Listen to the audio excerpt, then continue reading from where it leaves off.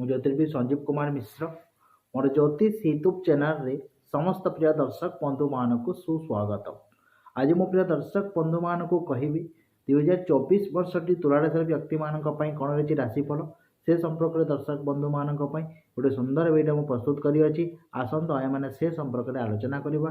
तुला राशि व्यक्ति मान 2024 वर्ष में स्वास्थ्य क्षेत्र में कृषि क्षेत्र में आर्थिक क्षेत्र में व्यवसाय क्षेत्र में कौन उन्नति अवनति परिलक्षित हो से संपर्क में दर्शक बंधु मान गोटे सुंदर वीडियो मुझे प्रस्तुत करी आसत आए से संपर्क में आलोचना करवा।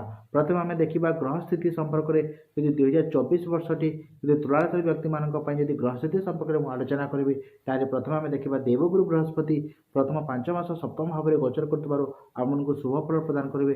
तापर आपको 7 मास अष्टम भाव में गोचर कर अशुभ फल प्रदान करेंगे।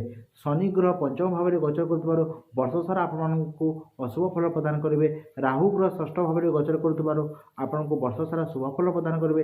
केतु ग्रह द्वादश भाव में गोचर कर आपको वर्ष सारा अशुभ फल प्रदान करेंगे। ये वर्ष तुला राशि व्यक्ति माने शुभ ए वर्ष तुला राशि व्यक्ति मान आपण मध्यम धरण फल उपभोग करेंगे।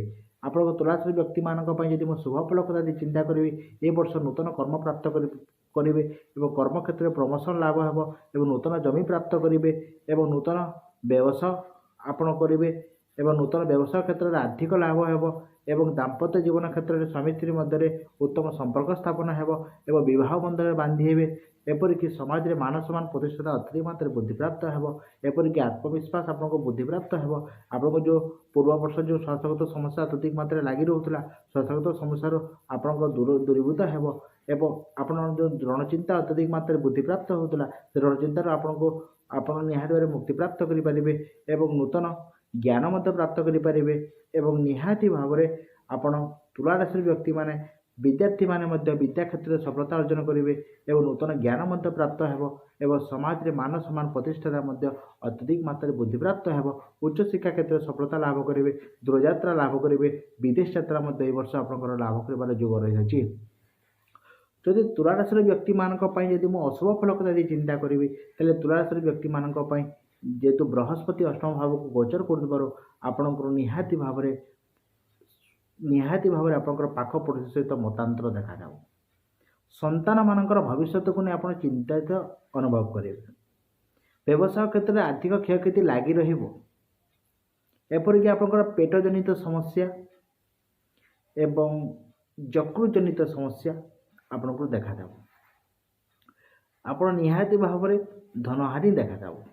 पारिवारिक अशांति मत देखा जाऊ एवं निहाती भाव में आपण प्रेम क्षेत्र में विफलतार सम्मुखीन हेबे। आय तुलन में व्यय बुद्धि अत्यधिक मात्रा देखा जाऊ। आपण जेल यात्रा मध्य हो पारे जेतु केतु द्वादश भाव में गोचर करुवार आपण प्रेम करी बदनामी मध्य हेबे। निंदा अपमान देखा जाऊ। एपरिक निहाती भाव में आपण 5 मास पर जो बृहस्पति सप्तमास आपणकर अष्टम भाव में गोचर करुवार से सब पर्यंत आप जगिकी चलवा दरकार। जगिकी जदि चलिए ताले प्रतिकार जदि करेंगे निहाती भाव में आपणकर ये सब क्षेत्र में आपणकर असुविधा को आप निहाती भाव में काटिपारे और ए मुक्ति प्राप्त करें। समस्या अच्छी माने समाधान सूत्र निहाती अच्छी। यदि तुला राशि व्यक्ति माने आम कौन प्रतिकार कले ये वर्ष 2024 वर्ष टी आम शुभ फल प्राप्त करें शुभर अतिबाहित हो से संपर्क में आपको कहूँ। जदि आप प्रथम प्रतिकार होची जदि केतु बीज मंत्र ओं श्रांग श्रीं श्रृंग स केतवे नमः यही मंत्र को जब प्रतिदिन 1 माला जप करेंगे निहाती भाव में आप असुविधा को काटिपारे। द्वितीय प्रतिकार होची आप बृहस्पति बीज मंत्र ओं ग्रांग ग्रीं ग्रों स गुरवे नमः यही मंत्र को जदि आप प्रतिदिन 1 माला जप करेंगे निहाती आप ये सब असुविधा को काटिपारे।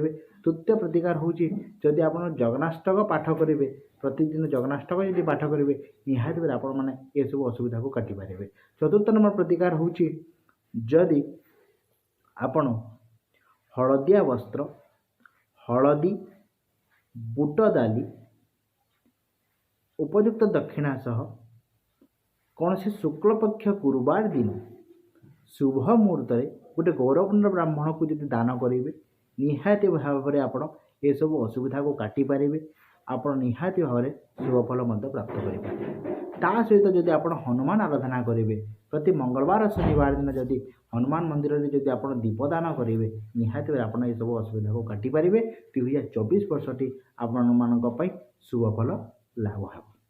ଏ ବର୍ଷ ତୁଳାରାଶିର ବ୍ୟକ୍ତିମାନେ ସ୍ୱାସ୍ଥ୍ୟ କ୍ଷେତ୍ରରେ, ଚାକିରି କ୍ଷେତ୍ରରେ, ଆର୍ଥିକ କ୍ଷେତ୍ରରେ ଏବଂ ଜ୍ଞାନ କ୍ଷେତ୍ରରେ, କୃଷି କ୍ଷେତ୍ରରେ ପ୍ରଥମ 5 ମାସ ଅତ୍ୟଧିକ ସଫଳତା ପ୍ରାପ୍ତ କରିବେ।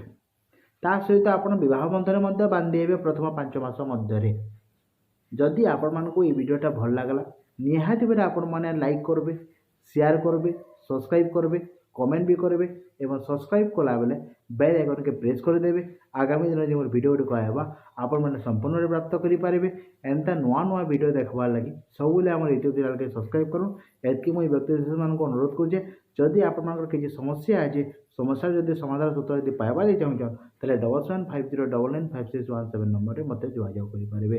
ନମସ୍କାର ବନ୍ଧୁଗଣ, ଆଜି ପାଇଁ ଏତିକି। ପୁଣି ଦେଖା ହେବ ଆଗାମୀ ଦିନରେ ପୁଣି ଏକ ନୂଆ ବିଷୟରେ। ଧନ୍ୟବାଦ।